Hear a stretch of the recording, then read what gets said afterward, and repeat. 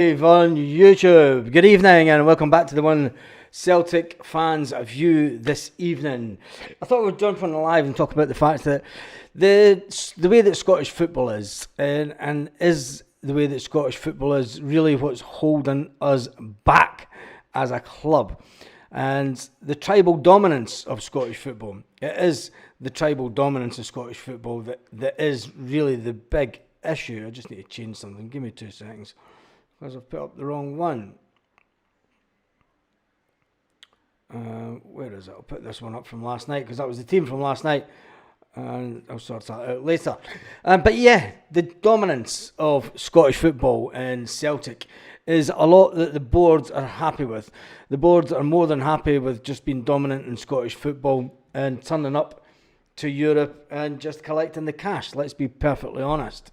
Let's be more than honest. But the way that the fans are feeling today is that scoreline a massive scoreline? When you look at some of the scorelines, and we're going to go through some of the scorelines that we've had in the past, they were a little bit worse. At least Celtic got the one goal. If you look back to Liverpool versus Besiktas, 8-0.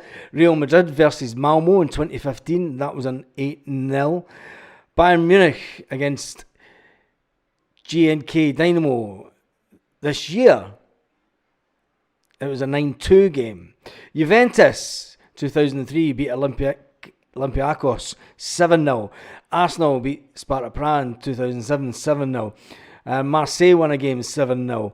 Valencia won a game in 2011 7-0. Bayern Munich against Basel, that once great team back in 2012. Bayern Munich beat them 7-0. And there's been lots of other ones. Bayern Munich beat Shakhtar Donetsk in 2015 7-0. And then there's the one that we kind of want to try and forget about, the Celtic Barcelona game in 2016. 2016, yet the Scottish media bring it up. It was in 2016. And the Scottish media and everyone's bringing it up. Oh yeah, but you've had scorelines like this before in the past against Barcelona in 2016. Do you know, and let's put things into perspective. Barcelona and all these top teams. I mean, there's another one, Liverpool. Liverpool have scored 7-0 in the Champions League many times against Maribor, Spartak Moscow.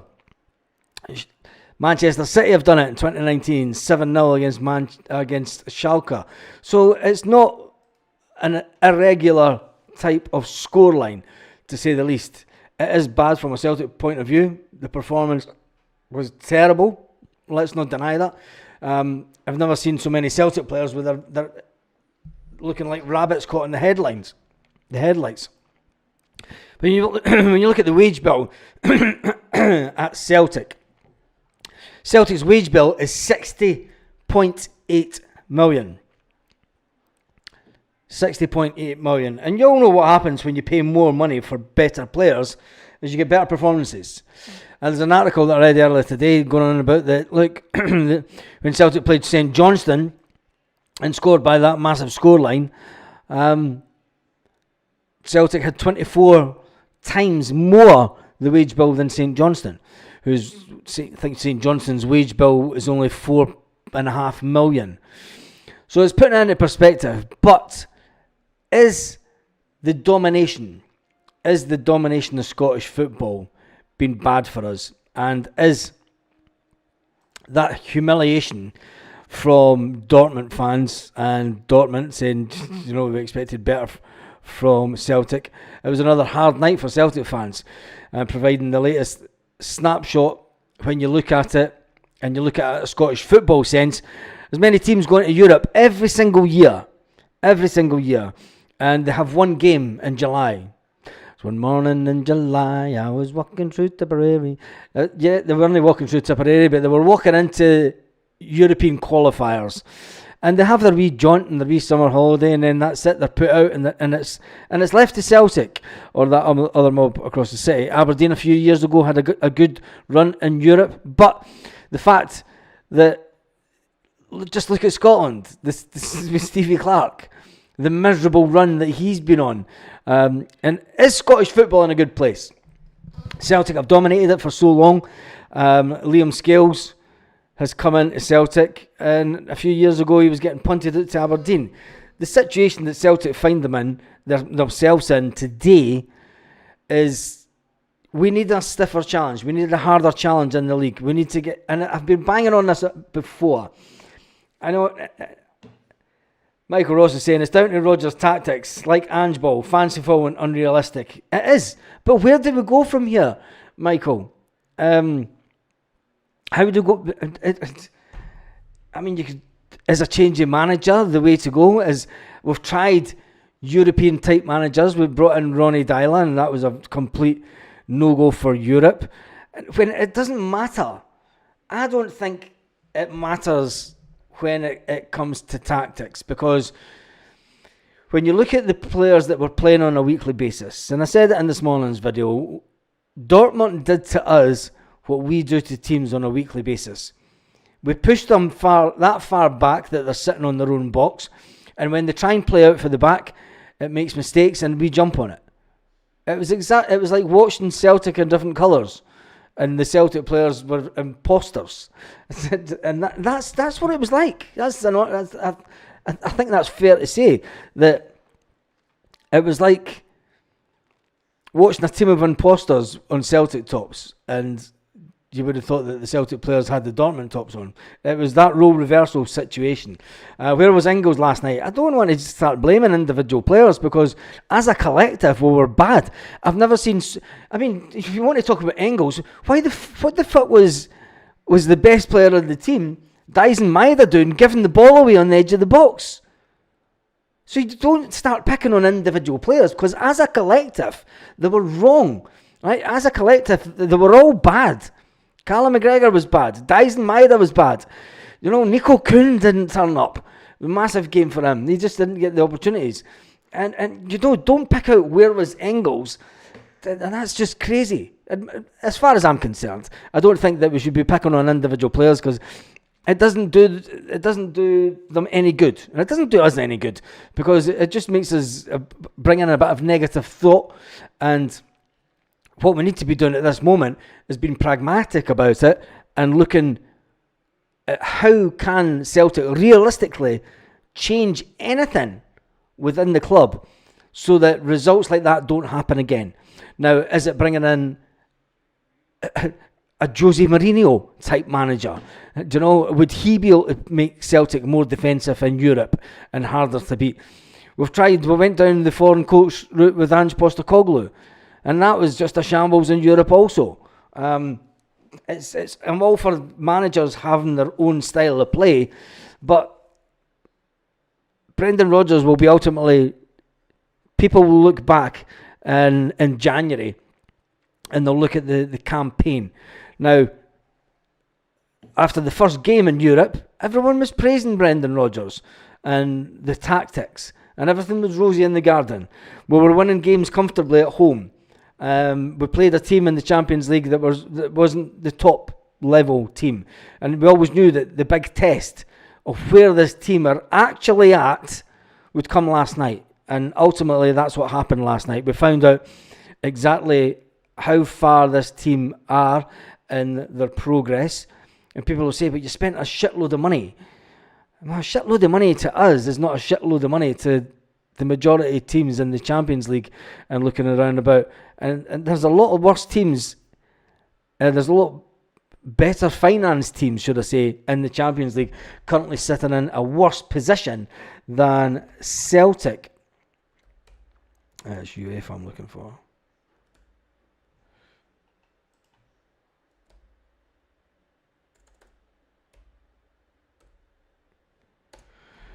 When we look at the matches that we've got coming up, I mean, we won the first one 5-1, okay, against Bratislava. Last night we got beat 7-1. It was a complete turnaround. The next game in Atalanta, who are sitting right behind us in the Champions League, they are sitting right behind us, and it's another game on a Wednesday. That are we looking forward to it? Are we really looking forward to it? I mean, they didn't play that great last night. How's it only got one of their... It's a draw. They've still to play. But anyway, who cares about them? Because, you know, I've said it before, we need to win our home games. We need to win as many of our home games. Could the manager have seriously put out a better team than he did last night? People say, okay, you maybe should have dropped Paulo Bernardo. People were crying out for Paulo Bernardo before the game. Every Celtic fan was crying out for Paulo Bernardo to start before Rio Hatate. The gaffer made a couple of changes at half-time.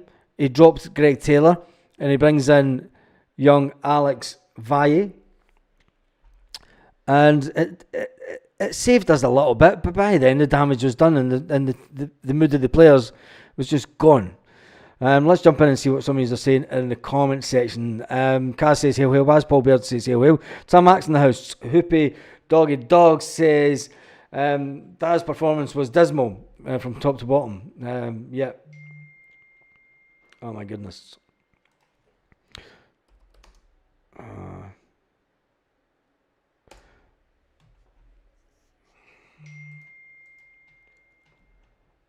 2 seconds. Having a laugh. To just reply to this.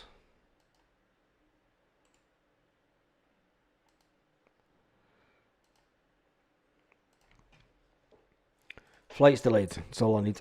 But yeah, the performance was bad top to bottom. Kasper clean sheet. Schmeichel had an absolute nightmare last night, giving away the penalty right at the start.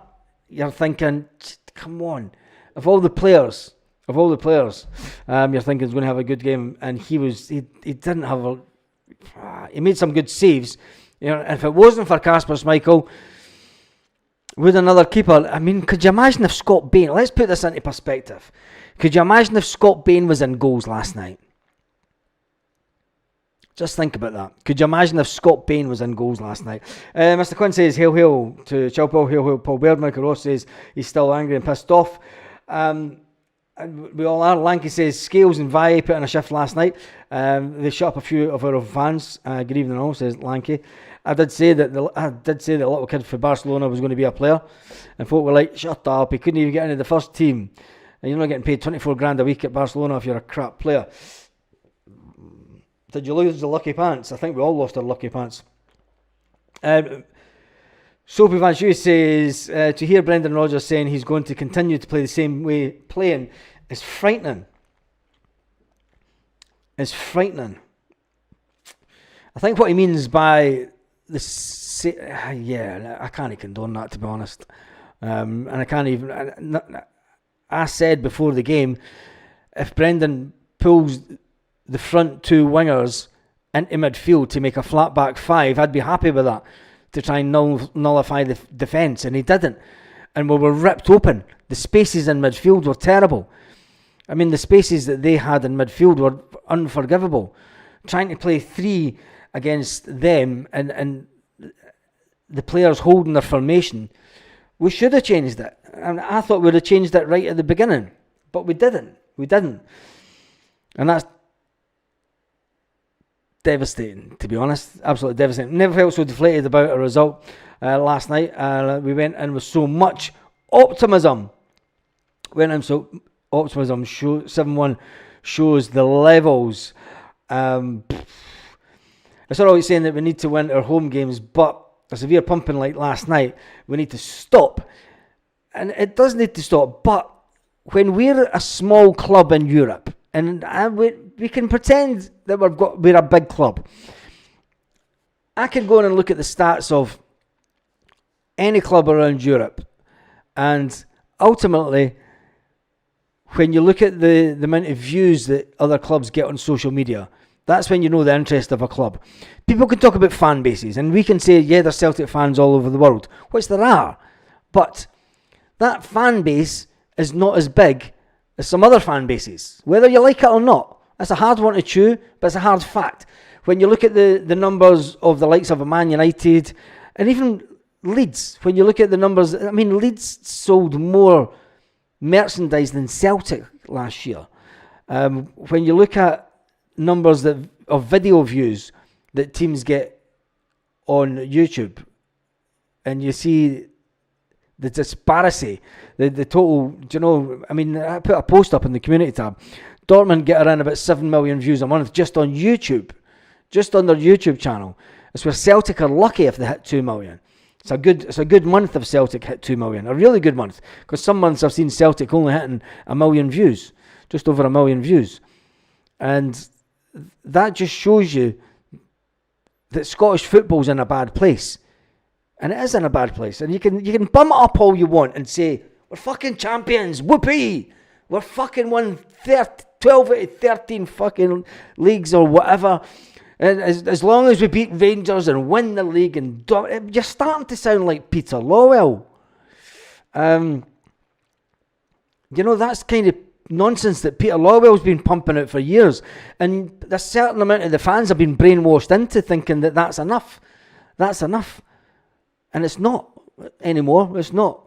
And we're not going to stop pumpings like that until we change a lot more at the club. And I don't mean changing directors. I don't mean changing fucking Lawwells and all this nonsense. I mean changing a philosophy at the club where we need to start paying our younger players more to keep them at the club, or we're going to keep on losing the conveyor belt that we once... Well, we've lost it already. We've lost the conveyor belt of players that we used to have coming through into the Celtic first team. We don't have that anymore. Beating Rangers to win the league, and them getting all excited about stopping us for the 10. The tribal aspect of Scottish football, and it's not just Scottish football, it's Scottish society. And there is a very split in Scottish society, whether you be Labour, SNP, whether you remain or leave the union, if you're pro-Indy or against Indy, if you're EU or if you're, it's all about divide. It's very divisive. And when you divide and conquer a nation in any manner, any population, you're never going to win. The only ones that are going to be the winners are the ones that are trying to make the most money. And the ones that are making the most money at Scottish football are the TV companies, because they're paying absolutely buttons for Scottish football, and they are the winners. They're paying peanuts for Scottish football, and it's holding us back. They're playing each other 4 times in the league. It's holding us back. Say it whether you like it or not. And people will say, but if you expand the league, you're going to be playing even shittier games on a week-to-week basis. Well, Inverness away, I can remember being up at Inverness and we got beat on a midweek game. It did delay us winning the league, but we got beat when we thought we would win. Inverness are about to go into liquidation. They're something like 10 days away from going into liquidation. They need to raise £200,000 to stop them going into liquidation. That's the state of Scottish football. And keeping all the money for the top, the little bit of money that we do get from TV deals, keeping that is not good for the game. And I think that it is time for change. And if people don't see that, Scottish football is never going to improve. It's never going to improve. There's no TV money is going to come in. And if we're going to... it's Neil Lennon said it last night. If you keep doing the same thing, this is the definition of madness. If you keep doing the same thing over and over again and expecting different results, it's madness. And that's what we've done for the best part of 20 years in Scottish football. We've had the tribal dominance of Scottish football. It's either Celtic or Rangers to win the league. And everything's put into that. Everything's focused on the Glasgow Derby games. Everything's focused to can they get a final, a Glasgow Derby final just for the TV revenue? Fucking yay! Big up fucking Sky and the irrelevant TV deals that we get. It's just nonsense. And until we stop obsessing with just beating Rangers and just winning the league and just winning trebles, we're never going to get better. We're never going to push the board to make us better quicker. And it's easy to say, how can we get better? We can't afford better players. We can in time. If you buy one player at around about 10 million every single season, that ultimately has to drive up the standard of the squad, because the youth players that come through learn from the experience of these more bigger valued players, and it ups their game, because they come through and they go, check him out, he's worth 15 million. He's just been sold for 22 million. I think I was better than him. I should be getting on the first team. Knocking on the door of Brendan Rodgers saying, I think I'm better than this £15 million player. Prove it on the training pitch. And he does. It's the only way that we're going to improve things. You have to be playing younger players. And we're not going to introduce youth in Scottish football in any level, in any mass level, because it's cutthroat. It's cutthroat. Too many teams. Celtic have got too many must-win games. You must win every single game. You can't bleed a youngster into a team. You can't give them 80 minutes, 70 minutes of a start in a game, because do you know what? We need to win this game. We need to get it won first. It's that mentality. Let's win the game first and then bring on the youth player to get 10, 15 minutes. And what's he going to achieve? Nothing. He then thinks he's a bit part player and he's not going to get a chance in Scottish football, and he's not going to get a chance at Celtic. So he goes, fuck it, do you know what? My agent's saying I'm going to get 20 grand if I go down the road. It might not be a fanciful team. I might not win anything, but I'm going to get 20 grand a week. Don't know. I don't care if I don't win anything. I've been at Celtic and I've got a winner's medal. You know, I had 10 substitutions last season. I got a winner's medal. We've done the treble. I played 8 games. That's not really what we want, is it? And I just think that this tribal dominance that we have in Scottish football is ultimately hurting us. The situation needs to change. How does it change? No idea. Celtic were heavy favourites to beat Bratislava, and we delivered. Has that become a pointless exercise? No, because when you look at the league standings, I mean, Celtic are down in 19th, but the goal difference is only -2. And the Italians have kicked off, so I'm going to be keeping an eye on the Italian score. Who the Italians playing tonight anyway. And let's not hope there's not too many big score lines that knock Celtic even further down the table, because everyone that's played 2 games is sitting above us. I mean, all we had to do was to get there's even no point, absolutely no point talking about it. Let me just see. Club Brugge can't get above us. Milan can't get above us. Lille, Sturm Graz, Leipzig can't get above us. Feyenoord can't get above us. Stuttgart can't get above us. Well, they can actually, because if they would, no, they can't. Well, they would, because Celtic's. No. By the end of play tonight, it looks like Celtic could still be around about 24th in the league. At worst case scenario. And if that is the worst case scenario, and then we get beat the next game, it's all down to Leipzig at home. It's a must-win game. Club Brugge, must-win game. Young Boys, must-win game.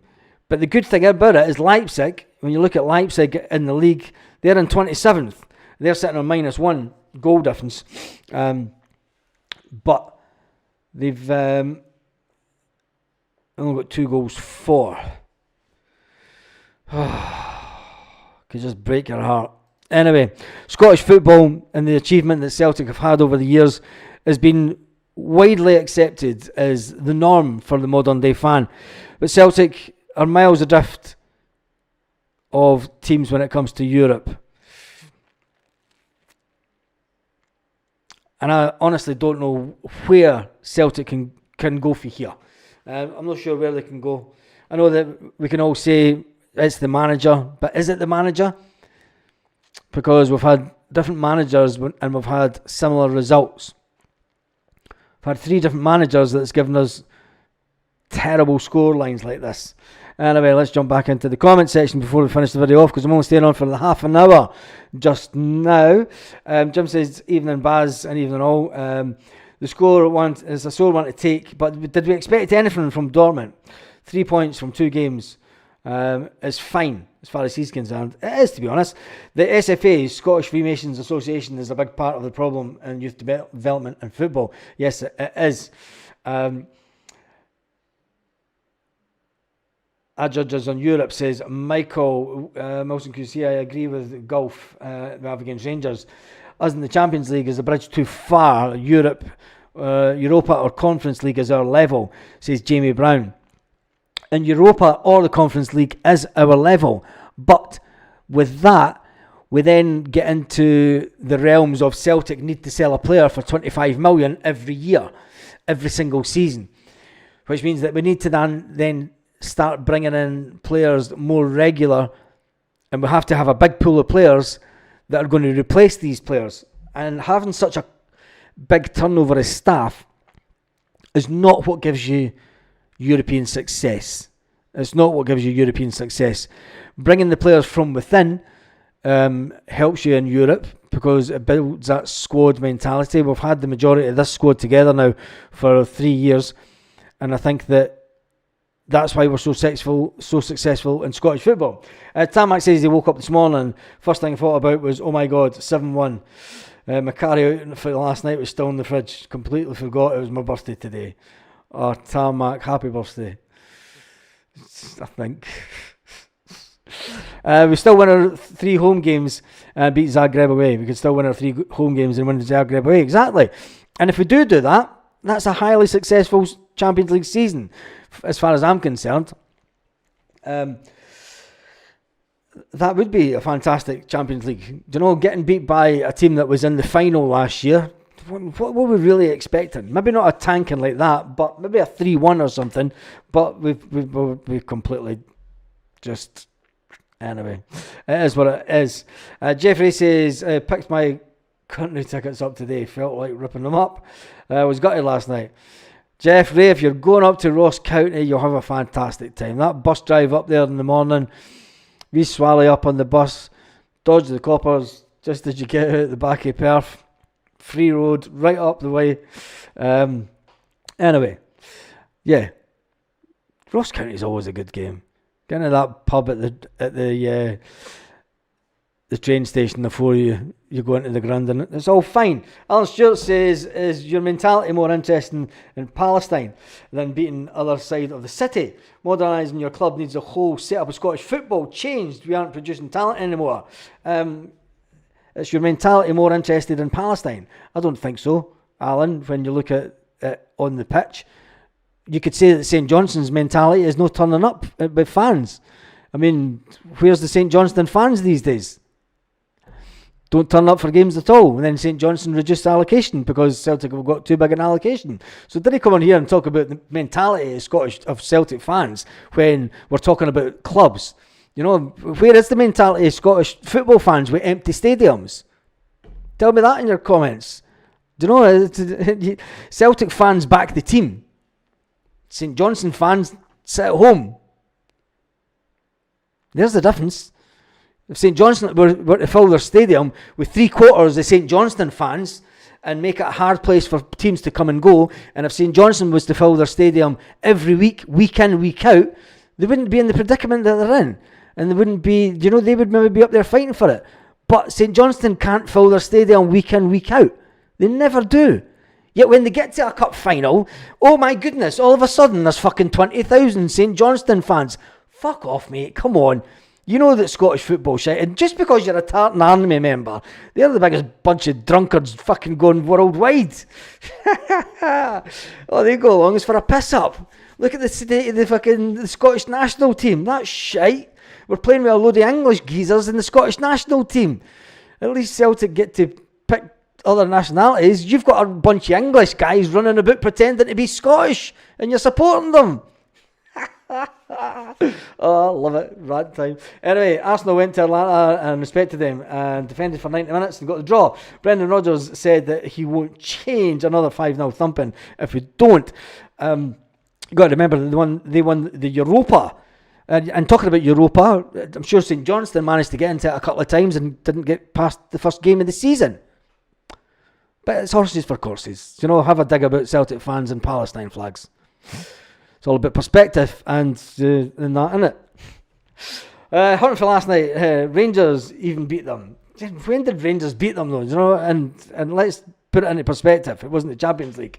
Yes, we support causes we believe in, and we turn up to watch our beloved club, and we do in vast numbers. I love it when other fans come on and say, "Yeah, fucking waving your Palestine flag." Go and fill your stadium up before you start talking about our fans. Go and just fill 3 stands and just give us the 1 goal end, rather than getting 2 goal ends just for the money, just for the cash, because you can't fill your own stadium. But then when you get to Hampden, you want 20,000 tickets because you want to take your Uncle Johnny, and you want to take your nephew that's never been to a game, you want to take your cousin Melinda, and you want to take all your brothers that have never been to a game since the 70s, but we're going to Hampden. Fuck off. That's what's wrong with Scottish football. Scottish national team is the joke, and your granny had your Scottish Terrier, you're eligible. Yep, Jim, the Huns don't beat that team. Brendan, the Huns wouldn't beat that team. You could talk about bygone times, but Rangers would have got absolutely demolished by that team last night. Anyway, James says that the Rangers beat us 6 years ago, and that's the hell that matters now. Yeah. It is that. Viva Palestine, says Monty. Oh, see, you've got them all coming out now. Arsenal with 10 minutes, 10 times our budget, played consistently versus Atalanta away. Rodgers need to learn. And the fact is that Rodgers won't. He's cut the same cloth as Ange Postecoglou. He'll stick to the methods that he thinks he knows best. And he'll turn around and say, well, it's doing us okay in the Premier League, and it's doing us okay in Scottish football. Well, there lies the problem, and that's what we're talking about. Fans obsessed, and Scottish fans obsessed with the dominance of Celtic or Rangers and small teams like St Johnstone only turning up when they get to a Scottish Cup semi-final at Hampden. You know, where are these? And it's not just St Johnstone. Motherwell do it. Aberdeen do it. Aberdeen are probably one of the worst for doing it. Hibs as well. Hibs never fill their stadium week in, week out. But let them get to Hampden and it's like, no, we want 20,000 tickets. We'll see a few teams that want 20,000 tickets for Hampden. See if you have 20,000 fans at your games every week. Putting that money back into your club on a week-to-week basis would have a right competition in Scottish football. But you don't. You don't. There lies the problem. Anyway, fuck the Hungers. We need a team. We need the team bars for Europe. We've got a kind of team for Europe. They just never played well last night, and I think that we've still got a few games where we can still achieve something. The next game up, when it comes to European terms, is we're away to Italy on the 23rd of October, and then we play Leipzig at home. Leipzig are, they're not playing very good in the Champions League. They haven't got any points in the bag as yet. So that's a good thing for Celtic. Leipzig at home is a must-win. Celtic, Club Brugge in the Champions League are sitting in 31st position. 31st position. So at least we're no Club Brugge this morning. So Celtic do play Club Brugge on 27th of November. That's another must-win game if we've got any aspirations to finish above 24th. And then J&K Dynamo is an away game on the Tuesday, the 10th of December, an away game. Realistically, that's an away game that we can win. Can we get a result away in Europe? And if we're going to try and get it, that's going to be the one. Because after that, we've got the young boys at Celtic Park. And that will get the banter going with the horrible lot across the city. But they're sitting after 2 games with 0 points. Right? Sitting with 0 points, and they're sitting with a goal difference of -8. -8. We're not that bad. We are not that bad. We're not sitting on -8 goals, and we're sitting on -2 going into this game, and we're not sitting on 0 points. We're not sitting on 0 points. And then, ultimately, the very last game of the group stage of the Champions League is where we go down to England and play one of England's finest old stadiums, an old brick stadium, and that part of Birmingham. It's interesting, to say the least. It is interesting. It's that's all I'm going to say about that part of Birmingham. Celtic go down to Birmingham and play Aston Villa, and that's going to be a game where Celtic will really be tested, and Brendan Rodgers will want to go down to England and show that he's still a capable manager, Because right now, there's a lot of people going, it's just Brendan Rodgers in Europe, isn't it? He wasn't that great with Liverpool. He's never been that great with Celtic in Europe, and he was even worse with Leicester. So let's see how we can go against the one and only Aston Villa. Celtic, when they play English teams, tend to have a little bit of something about them. And there's been times that we've had some good results over the years against English teams, and that will be the one that ultimately decides our destiny within Europe and where we will finish. That will be the ultimate game. That's the Wednesday night. It is a 9 o'clock kickoff in Europe. It is an 8 o'clock kickoff at Celtic Park time and in Birmingham time. I hear Rodgers had a word with the pilot at Dortmund and says, please take us to the end. Oh, I'm not even going there. Milan are worse off than us. Yep, they are that. Sick of hearing this. This is the day that we went away. Absolutely bottled it, says Jeffrey. Yep, it's a song that gets sung by Celtic fans on many away days. We missed Cameron Carter-Vickers last night. I don't think so. I don't think that we missed him at all. I don't think, if anything, he would have done a little bit better than Trusty for one of the goals. The deflection of Trusty's foot for one of the goals, which I think Schmeichel would have saved. I think that Cameron Carter-Vickers may have done the same, but he maybe have got a better foot to it, and it's all hearsay. It's all hearsay. It's no a King's Health Mass. Isn't that? We should keep the away song for Ibrox. I don't even want to sing that song anymore. Nick Ross says, by the way, what's the balaclavas? Wearing the black and the Green Brigades. What's with the balaclavas and wearing black with the Green Brigade? That's not the Green Brigade, that's the boys. You've got to remember the boys and the Green Brigade are basically put together when it comes to away games these days. So the ones wearing the black will be the boys, and that will be them wearing the balaclavas. Also, hopefully we'll have qualified with a field of reserves. I don't think so. And Mark gets the final comment. Is Desmond in tonight? Because Mark gets the final comment saying that CCV has bigger feet. So he maybe would have helped us just that little bit. Just a little bit longer. Not a chance. I'm off. Have a fantastic evening, Celtic fans. Oh, Baz. Looks fucking daft. It does that. Talking about having defenders with two left feet. Yeah, we did. Mr. Clint says it's where I used to live in Birmingham. Good luck with that one. Anyway, on that note, have a fantastic evening, Celtic fans all around the world.